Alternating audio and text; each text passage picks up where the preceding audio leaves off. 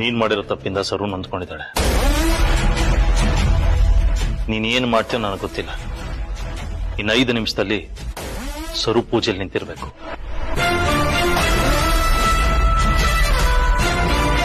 ಇಲ್ಲ ಅಂದ್ರೆ ಇಲ್ಲ ಇಲ್ಲ, ನೀವು ಮುಂದೇನೋ ಹೇಳ್ಬೇಡಿ. ನಾನು ಕಾಲಿಗೆ ಬಿದ್ದಾದ್ರೂ ಸರಿ ಸರುನ ಪೂಜೆ ಕರ್ಕೊಂಡು ಬರ್ತೀನಿ.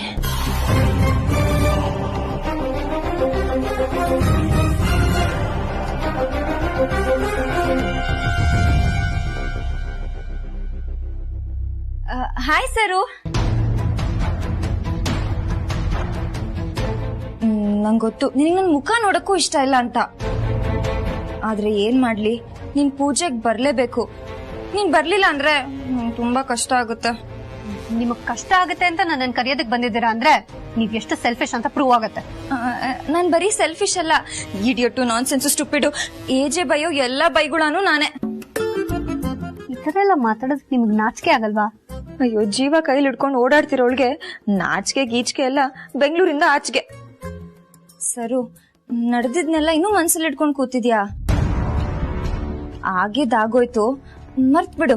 ಮರ್ತಿ ನಾವಿಬ್ರು ಚೆನ್ನಾಗಿರೋಣ. ಬರೀ ನನಗ್ ಮಾತ್ರ ಅವಮಾನ ಆಗಿಲ್ಲ, ನಮ್ಮ ಅಣ್ಣಂಗೂ ಅವಮಾನ ಆಗಿದೆ. ನಮ್ಮ ಅಣ್ಣಂಗ ಅವಮಾನ ಆಗಿದೆ ಅಂದ್ರೆ ನಮ್ ಇಡೀ ತವ್ರ ಮನೆಗೆ ಅವಮಾನ ಆದಂಗೆ. ಅದನ್ನ ಹೇಗ್ ಮರೀಲಿ? ಆಗಿರೋದ್ನ ಆಮೇಲೆ ನೆನ್ಪ್ ಮಾಡ್ಕೋ ಸರು. ಈಗ ಪ್ಲೀಸ್ ಪೂಜೆಗ್ ಬಾ. ಏಜೆ ನಿಮಗ್ ಉಗುದ್ ಕಳ್ಸಿದಾರೆ ಅನ್ಸತ್ತೆ, ಅದಕ್ಕೆ ಬಂದ್ ಕರೀತಿದ್ದೀರಾ. ಆಗಲ್ಲ ಅಂದ್ರೆ ಆಗಲ್ಲ, ನಾನ್ ಬರಲ್ಲ. ಅಯ್ಯೋ ದೇವ್ರೆ, ಏನಪ್ಪ ಮಾಡ್ಲಿ? ಇಲ್ಲ, ಮೊದ್ಲು ಜೀವ ಮುಖ್ಯ ಕಣೆ. ಮನೆ ಬಗ್ಗೆ ಮಾತಾಡೋದಕ್ಕೆ ಜೀವ ತೆಗಿಯೋ ಏಜೆ ಸೊಸೆ ಪೂಜೆಗೆ ಬರ್ಲಿಲ್ಲ ಅಂದ್ರೆ ಮನೆ ಮೇನ್ ಡೋರ್ ಎಲ್ಲ ನನ್ ಬಲಿ ಕೊಟ್ಬಿಡ್ತಾರೆ. ಹೋಗು, ಕಾಲಿಗೆ ಬಿದ್ದಾದ್ರೂ ಸರಿ, ಸರುನ ಕರ್ಕೊಂಬಾ. ಸರು, ಈಗ ನಾನ್ ಏನ್ ಮಾಡ್ಲಿ? ತಪ್ಪೆಲ್ಲ ನಂದೆ, ನನ್ನ ಕ್ಷಮಿಸ್ಬಿಡಿ. ಅಯ್ಯೋ, ಏನ್ ಮಾಡ್ತಿದ್ದೀರಾ? ನೀವ್ ಹಿಂಗೆಲ್ಲ ಮಾಡ್ಬಾರ್ದು. ನಮಗ್ ಬೇಡ ಅಂದ್ರು ನೀವ್ ನಮಗ್ ಅತ್ತೆ ಸ್ಥಾನದಲ್ಲಿ ಇದ್ದೀರಾ. ಎದ್ದೇಳಿ, ಇಲ್ಲಾಂದ್ರೆ ನನಗ್ ಆಯಸ್ ಕಡಿಮೆ ಆಗುತ್ತೆ. ಆಯಸ್ ಕಮ್ಮಿ ಆಗತ್ತೆ ಅಂತ ಹೇಳ್ತಿರೋದು ನೀನು ಸರು. ನೀನ್ ಬರ್ಲಿಲ್ಲ ಅಂದ್ರೆ ನಿನ್ ಕಾಲ್ಗೆ ಬಿಡ್ಬಿಟ್ಟು. ಅಯ್ಯೋ, ಹಾಗೆಲ್ಲ ಹೇಳ್ಬೇಡಿ. ನಾನ್ ಬದುಕಿ ಬಾಳ್ಬೇಕು ಅಂತಿರೋಳು. ಹೋಗ್ಲಿ, ಕ್ಷಮಿಸಿದೀನಿ. ಇನ್ನೊಂದ್ಸತಿ ಹೀಗೆಲ್ಲ ಮಾಡ್ಬಾರ್ದು. ಹಾಗಿದ್ರೆ ನೀವು ಪೂಜೆಗೆ ಬರ್ತೀರಾ ಅಲ್ವಾ? ಬರ್ತೀನಿ. ದೊಡ್ಡತನ ಬದುಕಿಸ್ತು, ದೊಡ್ಡತನ ಬದುಕಿಸ್ತು ಅಂದೆ. ಸರಿ ಸರಿ, ಬನ್ನಿ ಹೋಗೋಣ.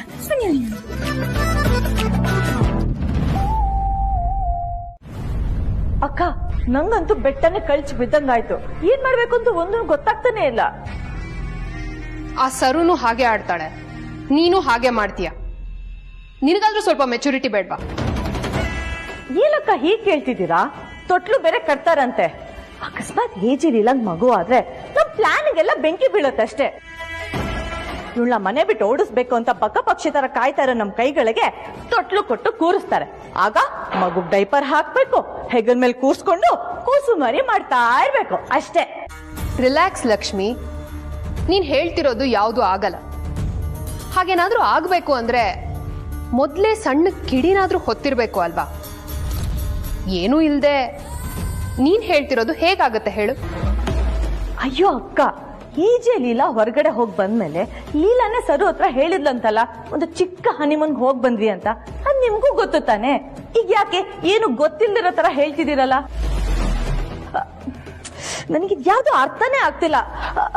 ಮೋಸ್ಟ್ಲಿ ನಾನು ತುಂಬಾ ಓವರ್ ಆಗಿ ಥಿಂಕ್ ಮಾಡ್ತಿದ್ದೀನೋ ಅಥವಾ ಇದ್ಯಾವ್ದು ನಡೀತಾನೆ ಇಲ್ವೋ, ನನಗ್ ಒಂದು ಅರ್ಥನೇ ಆಗ್ತಿಲ್ಲ ಅಕ್ಕ. ಲಕ್ಷ್ಮಿ, ಲೀಲಾ ಹೇಳಿದ ಮಾತ್ರಕ್ಕೆ ಅದೆಲ್ಲ ನಿಜ ಆಗ್ಬೇಕು ಅಂತಿಲ್ವಲ್ಲ? ಅಥವಾ ಅಜ್ಜಿ ತೊಟ್ಲು ಕಟ್ಟಣ ಅಂದ ತಕ್ಷಣ ಏಜೆ ಲೀಲಾಗೆ ಮಗು ಆಗ್ಬಿಡುತ್ತೆ ಅಂತಾನೂ ಅಲ್ಲ. ಇದೆಲ್ಲ ಅಜ್ಜಿ ಟೈಮ್ಗೆ ಇಡೋ ಡಿಮ್ಯಾಂಡ್ಸ್ ಅಷ್ಟೇ. ಅಜ್ಜಿ ಹೇಳೋದನ್ನೆಲ್ಲ ಏಜೆ ಕೇಳೋ ಹಾಗಿದ್ದಿದ್ರೆ ಇಷ್ಟೊತ್ಗೆ ಆಲ್ರೆಡಿ ಈ ಮನೆಯಲ್ಲಿ ಒಂದ್ ಮಗು ಅಂಬೆಗಾಲಿಟ್ಕೊಂಡು ಓಡಾಡ್ತಿತ್ತು. ಅಂದ್ರೆ ನಾನ್ ಹೇಳಿದ್ ಯಾವ್ದು ಆಗಲ್ಲ, ಏಜೆ ಲೀಲಾ ಮಧ್ಯೆ ಏನು ಇಲ್ಲ ಅಂತ ಹೇಳ್ತಿದ್ದೀರಾ?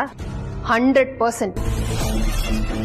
ಅಜ್ಜಿ ಒತ್ತಾಯ ಮಾಡ್ತಿದ್ದಾರೆ ಅಂತ ಅವ್ರಿಗೆ ಸಮಾಧಾನ ಆಗ್ಲಿ ಅಂತ ಏಜೆ ಹೂ ಅಂದಿದ್ದಾರೆ ಅಷ್ಟೇ. ಏಜೆನ ಬಗ್ಸೋದು ಅಸಾಧ್ಯ. ಅವ್ರಿಗೆ ಅನ್ಸೋವರೆಗೂ ಎಜೆ ಯಾವ ಡಿಮ್ಯಾಂಡ್ಗೂ ಬಗ್ಗಲ್ಲ. ಸೊ ನೀನ್ ಆರಾಮಾಗಿರು.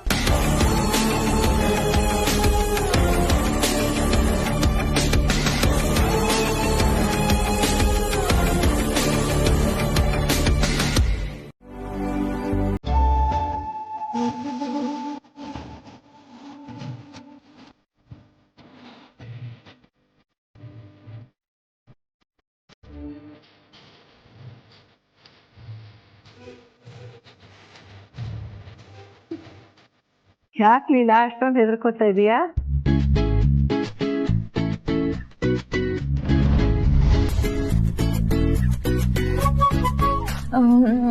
ಇಲ್ಲ ಅಜ್ಜಿ, ನಾನೇನು ಹೆದರ್ಕೊಂಡಿಲ್ಲ. ಮದ್ವೆ ಆದ ಹೊಸದ್ರಲ್ಲಿ ನಾನು ಹೀಗೆ ಹೆದರ್ಕೋತಾ ಇದ್ದೆ. ಒಂದ್ ಮಗು ಆಯ್ತು ನೋಡು, ಈ ಭಯ ನಾಚಿಕೆ ಎಲ್ಲ ಗಂಟು ಮೂಟೆ ಕಟ್ಕೊಂಡು ಓಡೋಟೋಯ್ತು.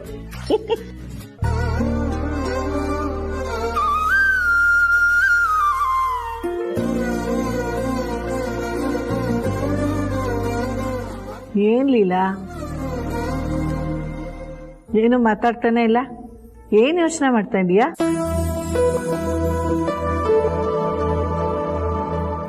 ನೀವ್ ಹೇಳಿದ್ರಲ್ಲ ಅಜ್ಜಿ, ಅದ್ರ ಬಗ್ಗೆನೇ ಯೋಚನೆ ಮಾಡ್ತಾ ಇದ್ದೆ. ಬರೀ ಯೋಚನೆ ಮಾಡೋದಲ್ಲ, ಕಾರ್ಯರೂಪಕ್ಕೂ ತರಬೇಕು.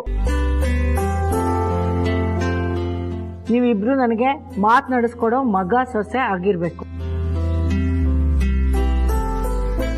ಮುಂದಿನ ವರ್ಷ ನೀವು ನನಗೆ ಮೊಮ್ಮಗು ಕೊಟ್ಬಿಡ್ಬೇಕು. ನಾನು ಅದ್ರ ಜೊತೆಗೆ ನನ್ನ ವೃದ್ಧಾಪ್ಯನ ಕಳಿಬೇಕು. ಇದೇ ನನ್ನ ಕೊನೆಯ ಆಸೆ. ನಾನು ಬೆಳಗಿನ ಹೇಳಿದ್ದೀನಿ ತಾನೆ ಆಗುತ್ತೆ ಅಂತ. ಪ್ಲೀಸ್ ಇನ್ನೊಂದ್ಸಲ ಈ ತರ ಎಲ್ಲ ಮಾತಾಡಬೇಡ. ಅಷ್ಟಾದ್ರೂ ಭಯ ಇದೆಯಲ್ಲ. ಆಯ್ತು, ನೀವು ಗಂಡ ಹೆಂಡತಿ ಇಬ್ರು ಕೂತ್ಕೊಂಡು ಯೋಚನೆ ಮಾಡಿ ಒಂದು ಸರಿಯಾದ ನಿರ್ಧಾರ ತಗೊಳ್ಳಿ.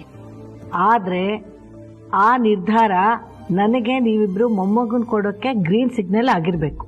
ಗೊತ್ತಾಯ್ತಾ? ನಿರ್ಧಾರ ಏನ್ ಬಂತು? ನೀ ಹೇಳದ್ಮೇಲೆ ಹೋಗಿತ್ತು, ಯೋಚನೆ ಮಾಡೋದೇನಿಲ್ಲ. ನೀವು ಊಟ ಮಾಡಿ.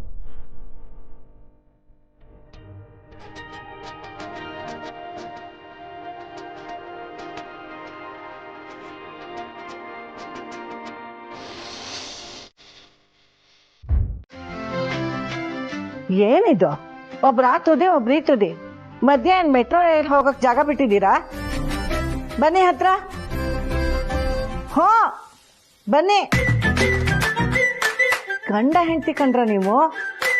ಹತ್ತತ್ರ ಬನ್ನಿ. ಇನ್ನು ಬನ್ನಿ ಹಿಂದೆ.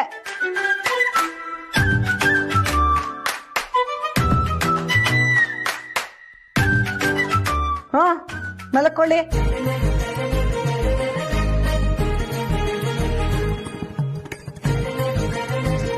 ಮಲ್ಕೊಳ್ಳಿ ಹಿಂದೆ.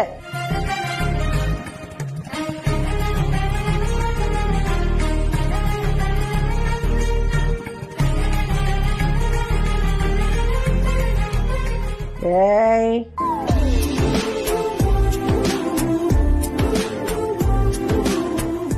ರಾಮ್, ನಿನಗೆ ಸ್ಪೆಷಲ್ ಆಗಿ ಹೇಳ್ಬೇಕಾ?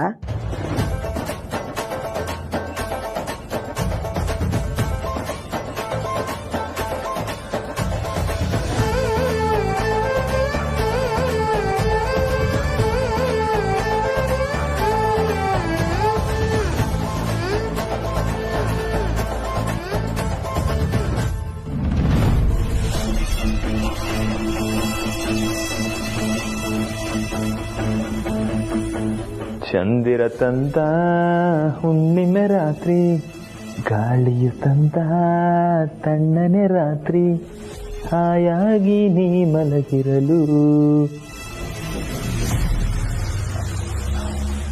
ಲೀಲಾ ಬೇಬಿ, ನೀನ್ ಇಲ್ಲೇ ಅಲ್ವಾ ಮಲ್ಗೋದು? ಎಲ್ಲಿ ಹೋಗಿದ್ಯಾ? ಸೋಫಾಯಿಂದ ಬಚ್ಚಿಟ್ಕೊಂಡಿದ್ಯಾ?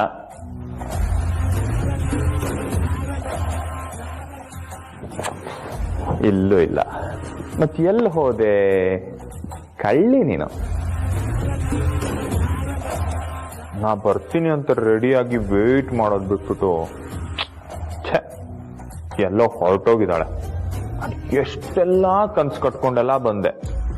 ಇಲ್ಲ ಡಾರ್ಲಿಂಗ್, ಏನ್ ಹಿಂಗೆಲ್ಲ ಮಾಡಿದ್ರೆ ನೀನು ಮೋಸ್ಟ್ಲಿ ಹೆದರ್ಕೊಂಡ್ ಮೇಲೆ ಹೋಗಿರ್ಬೇಕೇನೋ.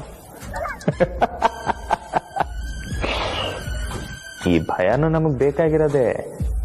ಭಯದಲ್ಲೂ ಒಂಥರ ಮಜಾ ಇದೆ. ಇರ್ಲಿ, ಇವತ್ತಲ್ಲ ನಾಳೆ ಕೈಗೆ ಸಿಕ್ಕೇ ಸಿಗ್ತಾಳೆ. ಹಾಗೆ ನೋಡ್ಕೊಳ್ತೀನಿ.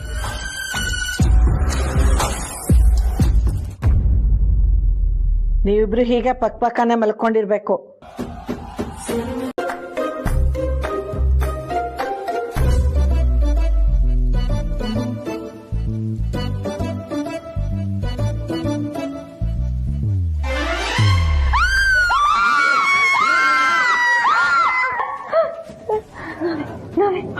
ಅಕ್ಕ, ನಾವೇ ಅಕ್ಕ, ಹೆದರ್ಕೋಬೇಡಿ. ಮಧ್ಯರಾತ್ರಿ ಹೀಗ್ ಬಂದ್ ಎಪ್ಸಿದ್ರೆ ಹೆದರ್ಕೊಂಡೆ ಇನ್ನೇನ್ ಮಾಡ್ಲಿ? ಏನಾಗಿದೆ ನಿಮ್ಮಿಬ್ರಿಗೂ?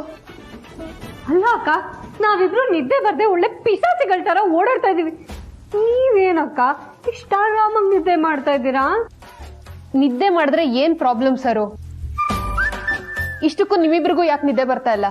ಅಕ್ಕ, ಏನಂತ ಹೇಳಕ್ಕ? ಎಲ್ಲ ಗೊತ್ತಿದ್ದು ನೀವೇ ಹೇಗೆ ಹೇಳಿದ್ರೆ ನಾವ್ ತಾನೇ ಏನ್ ಮಾಡಕ್ಕಾಗತ್ತೆ? ಆ ಏಜೆ ಲೀಲಾ ಇಬ್ರು ಒಂದೇ ರೂಮಲ್ಲಿ ಬೇರೆ ಇದ್ದಾರೆ. ಅಜ್ಜಿ ಬೇರೆ ಸಂತಾನ, ತೊಟ್ಲು, ಮಕ್ಳು ಏನೇನೋ ಹೇಳ್ತಲೇ ಕೆಡ್ಸ್ಬಿಟ್ಟಿದ್ದಾರೆ.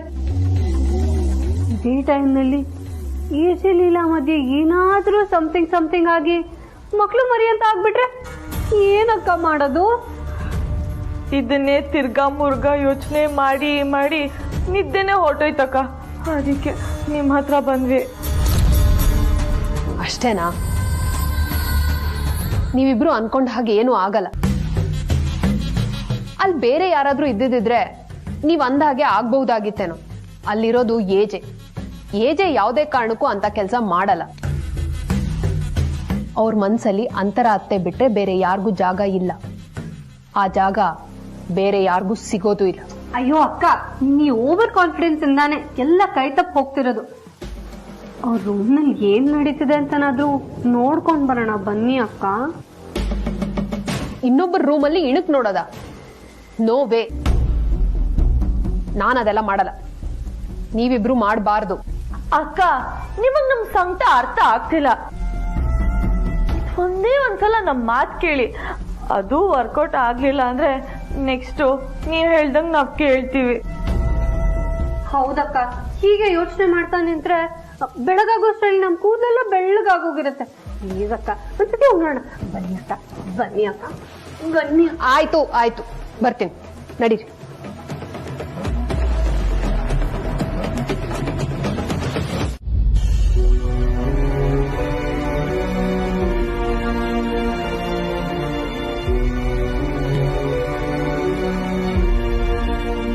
ಪವಿತ್ರ ಅವ್ರೆ, ಇಷ್ಟು ದಿನ ಏನೇನಾಗಿದೆ ಗೊತ್ತಾ?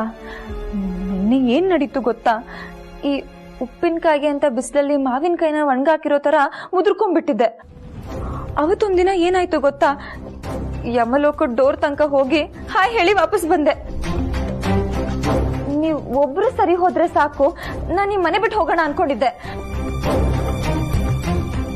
ಆದ್ರೆ ಜೀವ ಭಯದಲ್ಲಿ ನಂಗೆ ಈ ಮನೇಲಿ ಬದುಕಕ್ಕಾಗ್ತಿಲ್ಲ. ನಾನು ಇವತ್ತೇ ಮನೆ ಬಿಟ್ಟು ಹೋಗ್ತೀನಿ ಪವಿತ್ರ ಅವ್ರೆ.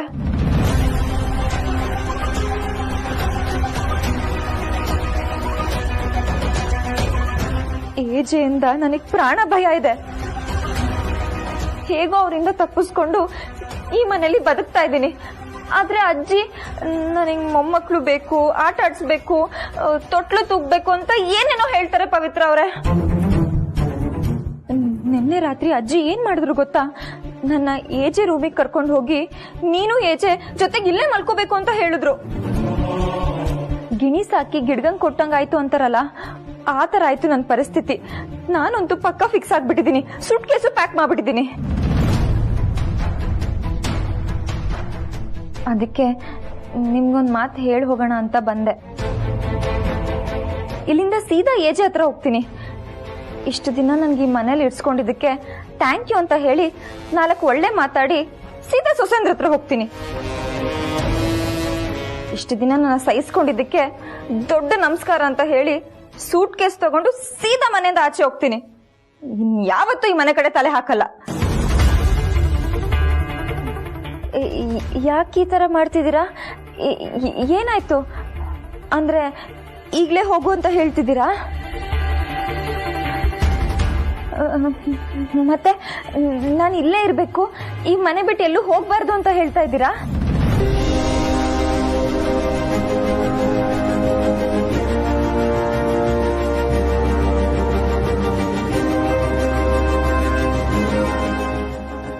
ಅಂದ್ರೆ ನಿಮ್ ಪ್ರಕಾರ ನಾನು ಏಜೆ ಬೇರೆ ಆಗ್ಬಾರ್ದು ಅಂತನಾ?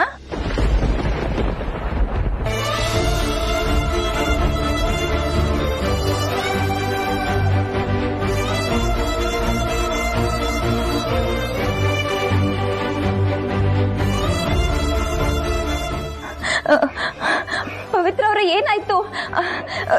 ಸರಿ ಸರಿ, ನಾನು ಈ ಮನೆ ಬಿಟ್ಟು ಎಲ್ಲೂ ಹೋಗಲ್ಲ ಆಯ್ತಾ? ಸಮಾಧಾನವಾಗಿರಿ. ಪವಿತ್ರ ಅವ್ರ ಏನಾಯ್ತು? ಸಮಾಧಾನವಾಗಿರಿ. ನಾನು ನಿಜವಾಗ್ಲೂ ಈ ಮನೆ ಬಿಟ್ಟು ಎಲ್ಲೂ ಹೋಗಲ್ಲ. ಪ್ಲೀಸ್ ಪವಿತ್ರ ಅವ್ರೆ, ಸಮಾಧಾನವಾಗಿರಿ, ಸಮಾಧಾನವಾಗಿರಿ.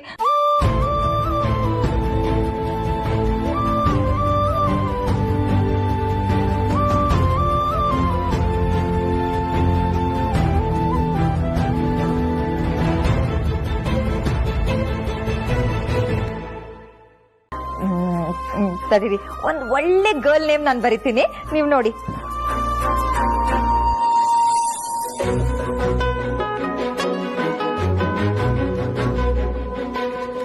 ಅಜ್ಜಿ, ಈ ಹೆಸರು ನೋಡಿ. ಇದು ತುಂಬಾ ಹಳೇದು ಇಲ್ಲ, ತುಂಬಾ ಹೊಸದು ಅಲ್ಲ, ಆದ್ರೆ ಯಾವಾಗ್ಲೂ ಟ್ರೆಂಡಿಂಗ್ ಇರುತ್ತೆ. ನೋಡಿ ನೋಡಿ ಹೇಗಿದೆ.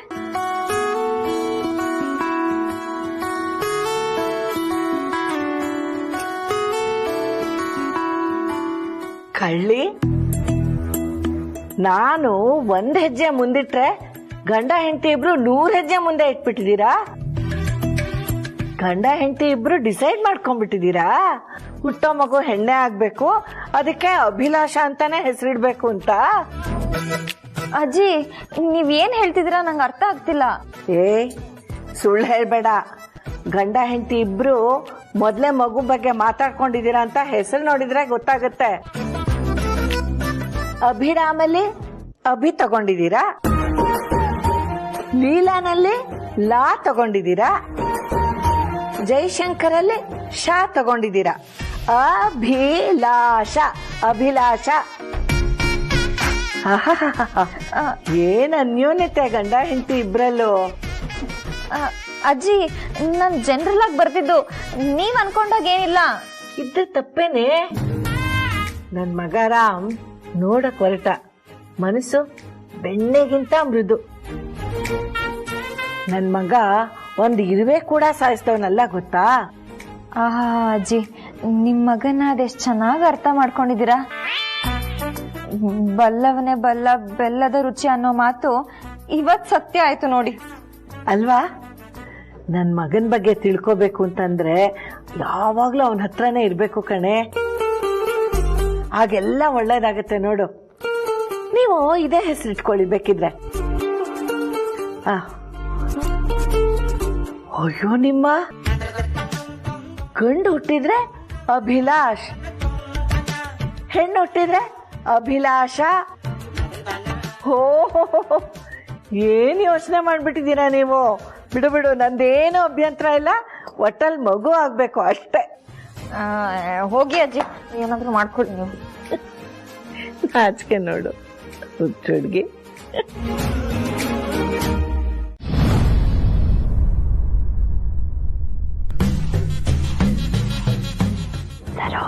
ಇದೆಲ್ಲ ವರ್ಕ್ ಆಗತ್ತೆ ಅಂತ್ಯ. ನೈಸಾಗಿ ಮೂವ್ ಮಾಡಿದ್ರೆ ಎಲ್ಲ ಆಗತ್ತೆ. ಬನ್ನಿ ಅಕ್ಕ.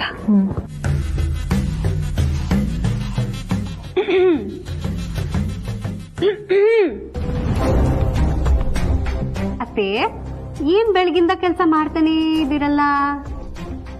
ನಾನ್ ಮಾಡ್ಲಿಲ್ಲ ಅಂದ್ರೆ ನೀವ್ ಮಾಡ್ಕೊಡ್ತೀರಾ? ಅದ ಹಾಗಲ್ಲ, ನೀವ್ ಮನೆಗೆ ರಾಣಿ ಅಲ್ವಾ, ಈ ಕೆಲ್ಸನೆಲ್ಲ ನೀವ್ ಯಾಕೆ ಮಾಡ್ಬೇಕು ಅಂತ ಅಷ್ಟೇ. ಯಾವಾಗ್ಲೂ ಬಾಯಲ್ಲಿ ಮೆಣಸಿನ್ಕಾಯಿ ಇಟ್ಕೊಂಡ್ ಮಾತಾಡೋರು ನೀವು ಸಡನ್ ಆಗಿ ಸ್ವೀಟ್ ಆಗಿ ಮಾತಾಡ್ತಿದ್ದೀರಾ ಅಂದ್ರೆ ಏನೋ ವಿಷಯ ಇದೆ ಅಂತ ನಂಗೆ ಚೆನ್ನಾಗಿ ಗೊತ್ತಿದೆ. ಅದೇನು ಅಂತ ಕೇಳಿ ಹೋಗ್ತಾ ಇರಿ. ಏನೋ ಹಳೇದೆಲ್ಲ ಆಗಿದ್ದಾಗೋಯ್ತು. ಅದನ್ನೆಲ್ಲ ಯಾಕೆ ಇನ್ನೂ ಹಿಡ್ಕೊಂಡು ಎಳ್ದಾಡ್ಬೇಕು ಅಲ್ವಾ ಅಕ್ಕ? ಒಂದೇ ಮನೆ, ಒಂದೇ ಫ್ಯಾಮಿಲಿ. ಬೆಳಗ್ಗೆ ಎದ್ಮೇಲೆ ನಾವ್ ನಿಮ್ ಮುಖ ನೋಡ್ಬೇಕು, ನೀವ್ ನಮ್ ಮುಖ ನೋಡ್ಬೇಕಲ್ವಾ? ಅದಕ್ಕೆ ಅದು ಅತ್ತೆ ಆಕ್ಚುಲಿ ಏನ್ ಗೊತ್ತಾ? ಗೊತ್ತಿಲ್ಲ. ಅದು ಏನಂದ್ರೆ ಎಸಿ ರೂಮಲ್ಲಿ ನೀವಿಬ್ರು ಒಟ್ಟಿಗೆ ಇದ್ರಲ್ಲ, ಅದೇ ನಿನ್ನೆ ರಾತ್ರಿ ಅವಾಗ ಏನ್ ನಡೀತು ಅಂತ ನಾವಿಬ್ರು ಮಾತಾಡ್ಕೋತಿದ್ವಿ. ಅಲ್ಲ ಇನ್ನೇನ್ ನಡೆದಿರತ್ತೆ ಬಿಡಿ, ನೀವು ಬೇರೆ ಅವ್ರು ಬೇರೆ ಮಲ್ಕೊಂಡಿರ್ತೀರಾ ಅಂತ ಲಕ್ಷ್ಮಿ ಅಕ್ಕ ಹೇಳ್ತಿದ್ರು. ಅದಕ್ಕೆ ಒಂದ್ ಕ್ಲಾರಿಟಿ ಸಿಗುತ್ತೆ, ನಿಮ್ಮ ಹತ್ರನೇ ಡೈರೆಕ್ಟ್ ಆಗಿ ಕೇಳ್ಬಿಡೋಣ ಅಂತ ಇಲ್ಲಿಗೆ ಬಂದ್ವಿ. ಇನ್ನೇನಾಗುತ್ತೆ? ಹಣೆ ಬರ್ದಲ್ಲಿ ಏನ್ ಬರ್ದಿರುತ್ತೆ ಅದೇ ಆಗುತ್ತೆ. ಅಯ್ಯೋ ಬನ್ನಿ ಅತ್ತೆ.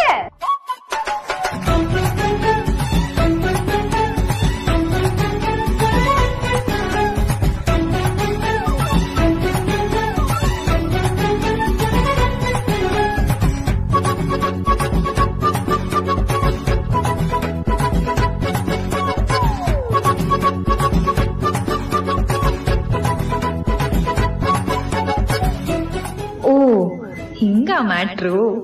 ಹೇಗಿದ್ರು ಒಂಟಿಯಾಗಿದ್ರೆ ಭಯ ಆಗುತ್ತೆ. ಅವ್ರಿಗೆ ಚಮಕ್ ಕೊಡ್ತಿದ್ರೆ ನಾನು ಎಲ್ಲಿ ಹೋದ್ರು ಬಾಡಿಗಾರ್ಡ್ ತರ ನನ್ನ ಹಿಂದೆನೆ ಇರ್ತಾರೆ. ಮಾಡ್ತೀನಿ. ನಂಗಿನ್ ಕಾಯಕ್ ಆಗಲ್ಲ ದೇವ್. ರೇವತಿ, ನೀನ್ ಹೀಗ್ ಮಾಡಿದ್ರೆ ನಾನ್ ಏನ್ ಮಾಡ್ಲಿ? ನೀನೊಂಚೂರು ಅರ್ಥನೇ ಮಾಡ್ಕೊಳ್ತಿಲ್ಲ. ನಿನಗ್ ಒಳ್ಳೇದಾಗ್ಬೇಕು ಅಂತ ನಾನು ಎಷ್ಟು ಒತ್ತಾಡ್ತಾ ಇದ್ದೀನಿ. ದಯವಿಟ್ಟು ಅರ್ಥ ಮಾಡ್ಕೊ ರೇವತಿ. ಏನ್ ಒಳ್ಳೇದ್ ಮಾಡಿದ್ದೀರಾ ದೇವ್? ನಿಮಗೇನು ತೊಂದ್ರೆ ಆಗ್ಬಾರ್ದು ಅಂತ ನನ್ನ ಮಕ್ಕನ್ನೇ ಎದುರು ಹಾಕೊಂಡೆ. ಅದ್ ನಿಮಿಗೂ ಗೊತ್ತು ತಾನೆ.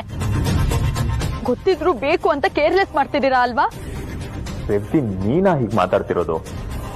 ದೇವ್, ನನ್ ಮಾತ್ ನಿಮಗೆ ಹರ್ಟ್ ಆಗ್ಬೋದು, ಆದ್ರೆ ನಾನು ಏನ್ ಮಾಡ್ಲಿ? ಆ ಸಿಚುಯೇಷನ್ ಅಲ್ಲಿ ನಾನಿದ್ದೀನಿ. ಕಾದು ಕಾದು ಸಾಕಾಗಿ ಹೋಗಿದೆ ನಂಗೆ. ಅಕ್ಕನ್ ಬಿಟ್ಟಿರಕ್ಕ ಆಗ್ತಿಲ್ಲ ದೇವ್. ನೋಡಿ, ಇವತ್ತೆರಡರಲ್ಲಿ ಒಂದು ಡಿಸೈಡ್ ಆಗ್ಬೇಕು. ನಾನು ನೀವು ಅಕ್ಕ ಭಾವನ ಹತ್ರ ಹೋಗಿ ಕ್ಷಮೆ ಕೇಳ್ಬೇಕು. ಆಗುತ್ತಾ? ಆಗಲ್ವಾ? ರೇವತಿ, ನಾನು ಅವತ್ತಿಂದ ಹೇಳ್ತಾ ಇದ್ದೀನಿ, ದುಡುಕ್ಬೇಡ ಅಂತ. ನೀನ್ ಈ ತರ ದುಡುಕಿದ್ರೆ ನಾನು ಏನ್ ಮಾಡ್ಲಿ? ನಾನು ಎಲ್ಲ ವ್ಯವಸ್ಥೆ ಮಾಡ್ತಿದ್ದೀನಿ ರೇವತಿ. ದಯವಿಟ್ಟು ಅರ್ಥ ಮಾಡ್ಕೊ. ಲೀಲನ್ ಒಪ್ಸಿ ಎಲ್ರ ಮುಂದೆ ನಿನ್ನ ಪ್ರಪೋಸ್ ಮಾಡ್ಬೇಕು ಅಂತಿದ್ದೆ. ಅದನ್ನೆಲ್ಲ ನಿನಗೆ ಹೇಳೋದಿಕ್ಕಾಗುತ್ತಾ? ಸುಮ್ಮನೆ ದುಡುಕ್ಬೇಡ. ನನ್ನ ಪ್ಲಾನ್ ಎಲ್ಲ ಉಲ್ಟಾ ಆಗುತ್ತೆ. ನಮ್ಮ ಪ್ರೀತಿನ ಜನ ಒಪ್ತಾ ಇರ್ಬೋದು, ಸಮಾಜ ಒಪ್ತಾ ಇರ್ಬೋದು, ಕುಟುಂಬಗಳು ಒಪ್ಕೋಬೇಕು. ನಾನು ನಿನಗೋಸ್ಕರ ಏನೇನೋ ಮಾಡ್ಬೇಕಂತಿದ್ದೀನಿ. ಕೇಕ್ ತರಿಸಿ ಅದ್ರ ಮೇಲೆ ನಿನ್ನ ಹೆಸರನ್ನು ಬರ್ಸಿ.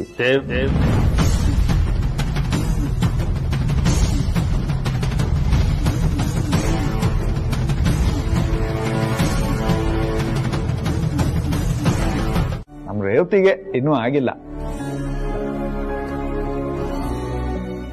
ಇದ್ರಲ್ಲಿ ಬೇಜಾರು ಮಾಡ್ಕೊಳ್ಳುವಂಥದ್ದು ಏನಿದೆ? ಯಾವತ್ತೂ ಒಂದಿನ ಆಗುತ್ತೆ ಬಿಡು. ಆಮೇಲೆ ಇಲ್ಲಿ ಕೇಳಿ, ಮಗಳು ಮದುವೆಗೆ ಜವಳಿ ತಗೊಂಡ್ ಬರ್ಬೇಕು, ಬರ್ತೀಯಾ ಅಂತ ಕೇಳ್ದ. ನಾನು ಫ್ರೀ ಇದ್ದೆ, ಹೋದೆ. ನೋಡಿದಾಗ ನಮ್ಮ ಮಗಳಿಗೂ ಒಂದ್ ಸೀರೆ ತಗೊಳ್ಳೋಣ ಅಂತ ಅನ್ನಿಸ್ತು. ಅವಳಿಗೂ ಇವತ್ತಲ್ಲ ನಾಳೆ ಮದುವೆ ಆಗುತ್ತಲ್ಲ.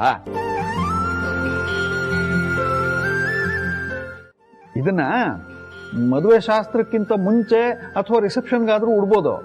ಎಲ್ಲ ಅವಳಿಷ್ಟ. ಏನಂತೀಯ? ನನ್ನ ಮಗಳ ಮದ್ವೆಗೆ ಇಂಥ ಸೀರೆನಾ? ಮೊನ್ನೆ ಸೆಲೆಬ್ರಿಟಿ ಮದ್ವೆ ಆಯ್ತಲ್ಲ, ಅವಳು ಹುಟ್ಟಿದ ಸೀರೆನಲ್ಲಿ ಚಿನ್ನದ ಬಾರ್ಡರ್ ಇತ್ತಲ್ಲ, ಆ ತರ ಇರ್ಬೇಕು. ದೇವ್ರು ಕಂಡ್ಬಿಟ್ರೆ ಅದು ಆಗುತ್ತೆ ಕಣೆ. ಆದ್ರೆ ಚಿನ್ನ ಕೊರಳಲ್ಲಿ ಬೆರಳಲ್ಲಿ ಇದ್ರೆ ಚಂದ, ಮೈ ತುಂಬ ಇದ್ರೆ ಏನೇ ಚಂದ. ನೋಡು, ನಮ್ಮ ಮಗಳು ಮದುವೆನ ಯಾವ ಶಾಸ್ತ್ರನೂ ಬಿಡದೆ ಇದ್ದಂಗೆ ಮಾಡೋಣ.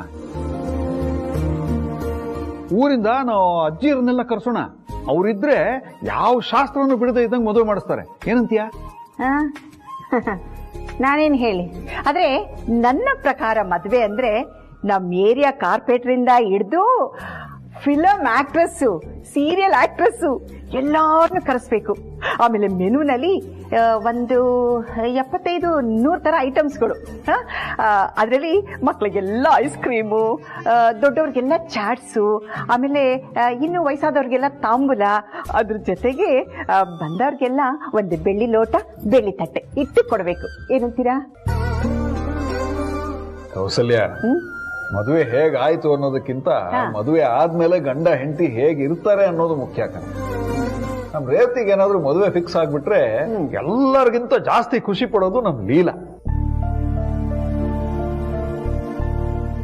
ಇಡೀ ಮದುವೆ ಮನೆ ಸಂಭ್ರಮನೆ ಒಂದ್ ಕಡೆ ಆದ್ರೆ ನಮ್ ಲೀಲನ್ ಸಂಭ್ರಮ ಇನ್ನೊಂದ್ ಕಡೆನೇ ಇರುತ್ತೆ.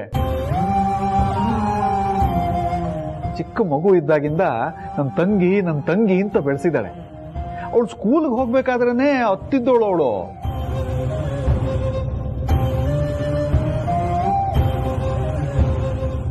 ಇನ್ನು ಮದುವೆ ಮಾಡ್ಕೊಂಡು ಗಂಡನ ಮನೆಗೆ ಹೋದ್ರೆ ಅಳದೇ ಇರ್ತಾಳ. ಅದನ್ನ ನಮ್ ಕೈಯಲ್ಲಂತೂ ನೋಡಕ್ಕಾಗಲ್ಲ.